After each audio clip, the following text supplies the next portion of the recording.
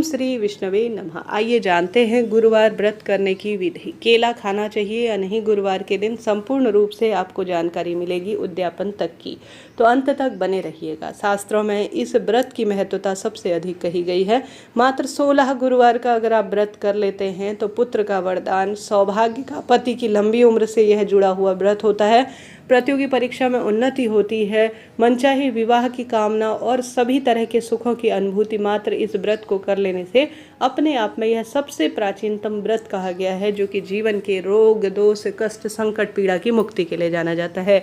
गुरु ग्रह का संबंध सौभाग्य से होता है। महिला पुरुष जो भी करने योग्य व्यक्ति है, अगर गुरुवार का एक बार जीवन में व्रत धारण करते हैं तो परम सुखों की अपने आप ही अनुभूति हो जाती है। व्रत कैसे करना है ध्यान से सुने। जैसे कि सबसे पहले तो मात्र 16 व्रत किए जाते हैं। इसमें विशेष एक दिनचर्या और सरल नियम होते हैं, जिन्हें आप कर लेते हैं तो निश्चित रूप से 16 गुरुवार के व्रत आते आते आपके मन की कामना तुरंत सिद्ध हो जाती है। सबसे पहला प्रश्न कि दीदी आप केला खा सकते हैं क्या नहीं, यह बताइए। देखिए, केला अगर जो भक्तजन गुरुवार के व्रत करते हैं या केले वृक्ष की पूजा करते हैं, विधि विधान से नियम लेते हैं, उन्हें केला जो है इस दिन नहीं खाना चाहिए। जिसका आप पूजन कर रहे हैं उसी पेड़ के फल को अगर आप खाएंगे तो यह आपके व्रत को खंडित करने वाला कार्य होगा। तो जो व्रत करने वाले व्यक्ति हैं, जो विशेष पूजन इस दिन करते हैं, गुरुवार के व्रतों का नियम धारण करते हैं, उन्हें केला नहीं खाना चाहिए। सामान्य रूप से जो व्यक्ति कुछ भी इन चीज़ों पर ध्यान नहीं देते, सामान्य दिनचर्या बिताते हैं, वह केला खा सकते हैं। ठीक है जी, यह बात हो गई। आपके कोई प्रश्न हो किसी भी तरह से तो आप जो है पूछ सकते हैं कमेंट्स बॉक्स में, आपको सभी प्रश्नों का उत्तर मिला जाएगा। अब इस दिन आपको कब से व्रत शुरू करने चाहिए? यह व्रत किसी भी महीने के शुक्ल पक्ष से आप शुरू कर सकते हैं। बस खरमास और पौष इत्यादि का महीना इसके लिए अशुभ माना जाता है, नहीं तो हर एक महीने के शुक्ल पक्ष से आप किसी भी गुरुवार से शुरू कर सकते हैं। इसके लिए आपको या तो घर पर चौकी विराजित करनी होगी, नहीं तो केले वृक्ष की जड़ में भी श्री नारायण की मूर्ति स्थापित कर सरल सी इसकी पूजा विधि होती है। अगर चौकी विराजित नहीं करना चाहते हैं, आप अपने घर पर, अपने घर के मंदिर में श्री नारायण के समक्ष साधारण सरल तरीके से पूजा कर केले वृक्ष का पूजन कर लेते हैं तो यह व्रत सबसे श्रेष्ठ माना जाता है। कई क्षेत्रों में सुबह और शाम दोनों समय केले वृक्ष की पूजा की जाती है, परंतु सामान्य हमारे क्षेत्र में और जो शास्त्रों में लिखा गया है, एक बार सुबह के समय केले वृक्ष में विधि विधान से पूजन कर दिन भर जो व्रत के नियम होते हैं उनका पालन किया जाता है, यही पर्याप्त रहता है। सुबह जल्दी उठें, घर के दरवाजे पर जरूर से हल्दी मिश्रित जल आपको छिड़कना चाहिए। साथ ही घर के दरवाजे पर आप सभी से अनुरोध है, एक हल्दी मिश्रित दीपक श्री नारायण के नाम का, माँ लक्ष्मी के नाम का जरूर लगाएं जिस दिन गुरुवार का व्रत आप धारण करते हैं।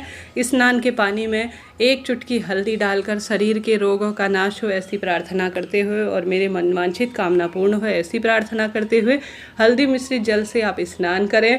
ओम नमो भगवते वासुदेवाय श्रीमन नारायण महामंत्र का ध्यान करते हुए स्नान करें। तत्पश्चात अपने मस्तक पर हल्दी मिश्रित जो है तिलक धारण करें और साथ ही पीले रंग के वस्त्र पहने। जो भक्तजन ऑफिस वगैरह जाते हैं वह साधारण सरल तरीके से पीला रुमाल इत्यादि अपने साथ रखें। कुल मिलाकर गुरु ग्रह से संबंध रखता है पीला रंग और इस दिन पीले रंग की बहुत महत्वता है।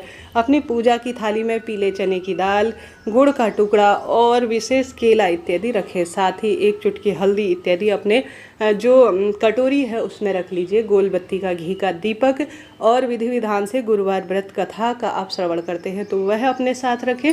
और जो संपूर्ण पूजा में रोली, चंदन, मोली, अक्षत वगैरह जो पूजा में काम में आते हैं वह अपने साथ रखें। पीले फूल इत्यादि भी अपने साथ रखें। अब आप सभी अपने घर के मंदिर में श्री नारायण की मूर्ति के समक्ष या केले वृक्ष के पास श्री नारायण की मूर्ति रखकर आज प्रथम दिन आप संभव हो तो पंडित जी को घर पर बुलाकर 16 गुरुवार के व्रत का संकल्प आप ले सकते हैं, नहीं तो स्वयं से भी आप संकल्प लेते हैं तो भी कोई दिक्कत की बात नहीं है। सबसे पहले आप सभी एक दीपक प्रज्वलित करें और दीपक प्रज्वलित करने के बाद केले वृक्ष का सिंचन करें या अपने घर पर सबसे पहले श्री नारायण की पूजा कर लें, फिर केले वृक्ष के पास चले जाएं। इच्छा आपकी है। अपने दाहिने हाथ में थोड़ा सा चने की दाल या चावल या पुष्प लेकर 1 रुपये का सिक्का लेकर अपना नाम गोत्र बोले और कहें कि हे श्री नारायण, मेरा नाम यह है, मेरा गोत्र जो आप है वह बोले और मैं अपने पुत्र प्राप्ति की कामना या रोग, दोष, कष्ट या विवाह की इच्छा के तहत 16 गुरुवार के व्रत कर रही हूँ। मेरे इन व्रतों को आप पूर्ण करें और मेरे मनवांछित कामना पूर्ण करें, ऐसी प्रार्थना करते हुए संकल्प की जो आपने दाहिने हाथ में वस्तु ली है उसे प्रभु के श्री चरणों में आप छोड़ दीजिए।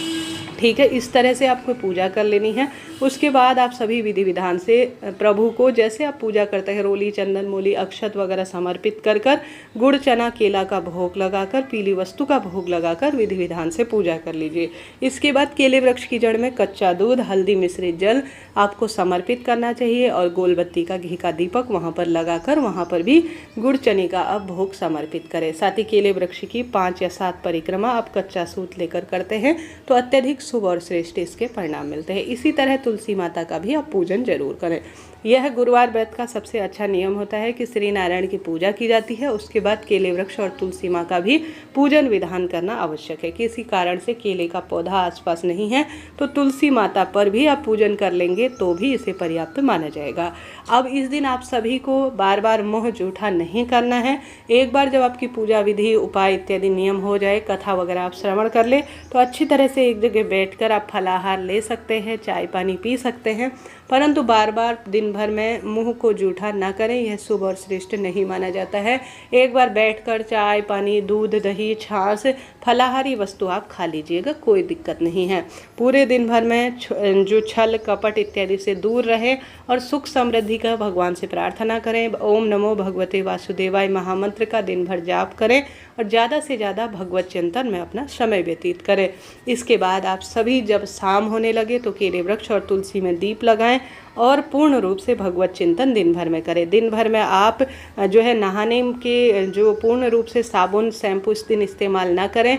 गुरुवार के दिन बाल नहीं धोए जाते तो एक दिन पहले ही आप साबुन शैम्पू लगाकर अच्छी तरह से बाल धो लीजिएगा।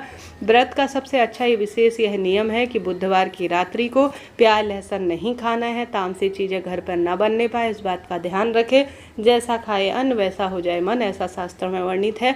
तो विधि विधान से आप बुधवार की रात को जो है खाना भोजन इत्यादि लीजिए, परंतु सात्विक लीजिएगा। बुधवार को साबुन शैम्पू से बाल धो लीजिए। दाढ़ी, मूछ, नाखून काटना घर में पूर्ण रूप से गुरुवार के दिन वर्जित है। घर में पोछा भी ना लगाएं, इस बात का ध्यान रखें। खाली झाड़ू लगा लें और जो है बहुत आवश्यक हो तो गुरुवार के दिन सिर्फ सादे पानी से ही बाल धोएं।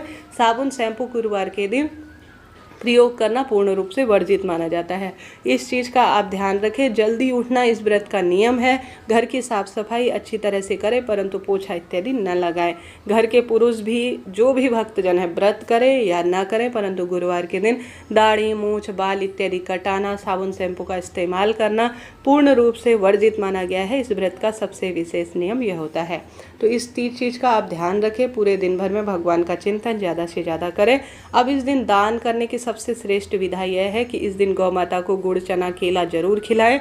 साथ ही पंडित ब्राह्मण जी के घर पर संभव हो तो हर गुरुवार के दिन एक समय का भोजन, भले ही थोड़ा सा ही दीजिए, आप दान जरूर करें। आप गुरुवार से जो श्री नारायण के कोई भी मंत्र हो ज़्यादा से ज़्यादा करें। इस तरह से आपको अपनी दिनचर्या रखनी है। शाम होने के बाद दिया बाती हो जाए तो पीली वस्तु बिना नमक की, जैसे कि पीले बेसन का हलवा या पीली चने की दाल बिना नमक के आप सभी जो है पीला जैसे हलवा इत्यादि हो गया, कोई ना कोई एक चुटकी हल्दी, दूध इत्यादि डालकर आपको ग्रहण करनी है। कुल मिलाकर अगर आप अन्न के साथ इस भोजन को कर रहे हैं, व्रत को कर रहे हैं, तो बिना नमक का ही आपको भोजन करना चाहिए, नहीं तो फलाहारी व्रत सबसे उत्तम और श्रेष्ठ माना जाता है।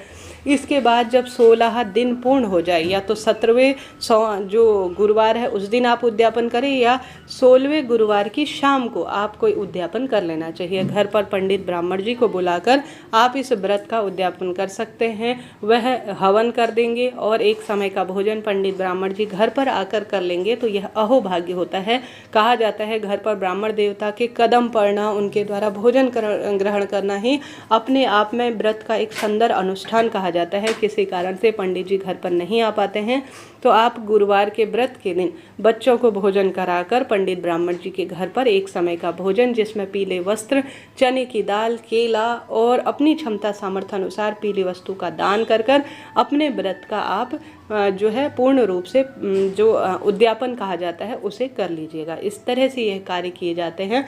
प्रत्येक गुरुवार को नियम बना लीजिए कि गौ माता को आप गुड़, चना, केला जरूर खिलाएंगी और ज़्यादा से ज़्यादा पीली वस्तु का प्रत्येक गुरुवार के दिन दान करेंगे। यह बहुत सुंदर श्रेष्ठ कार्य माना जाता है जो कि गुरुवार व्रत को संपूर्ण करने वाला होता है। इस तरह से गुरुवार व्रत का यह संपूर्ण नियम आपको मैंने विदित कराए। विधि विधान से इस व्रत का संकल्प लीजिए और करने का प्रयत्न करें। गुरुवार मात्र 16 होंगे और अपनी मनोकामना पूर्ण हो जाएगी। सरल सी पूजा विधि है, सरल से नियम है, कोई कठिन नियम नहीं है। मासिक धर्म इत्यादि की स्थिति होती है तो आप व्रत को छोड़ेंगे नहीं। गुरुवार का व्रत का जो नियम आप करते आ रहे हैं ठीक उसी विधि से आप करते रहेंगे, परंतु जो पूजा इत्यादि होगी वह अन्य व्यक्ति करेंगे, परंतु जो गुरुवार का जो मासिक धर्म में किया गया व्रत है वह जोड़ा नहीं जाएगा। इस चीज़ का आप ध्यान रखें। व्रत आपको करना है, पूजा नियम विधि विधान कोई अन्य व्यक्ति कर दे, परंतु व्रत का जो कंटिन्यू है हमारे जो हम काउंट करेंगे वह जोड़ा नहीं जाएगा। इस चीज़ का ध्यान रखें। व्रत आपको करते रहना है परंतु उसे जोड़ना नहीं है। इस तरह से मासिक धर्म की इत्यादि में यह व्रत किया जाता है। आशा है, उम्मीद है यह वीडियो आपके लिए जानकारीप्रद रहा होगा। कोई भी प्रश्न हो आप कमेंट्स के द्वारा पूछ सकते हैं। आपका अपना चैनल है, सभी सवालों के जवाब आप प्राप्त करेंगे। कमेंट्स बॉक्स में ओम श्री विष्णुवे नमः लिखना ना भूले। हर हर महादेव।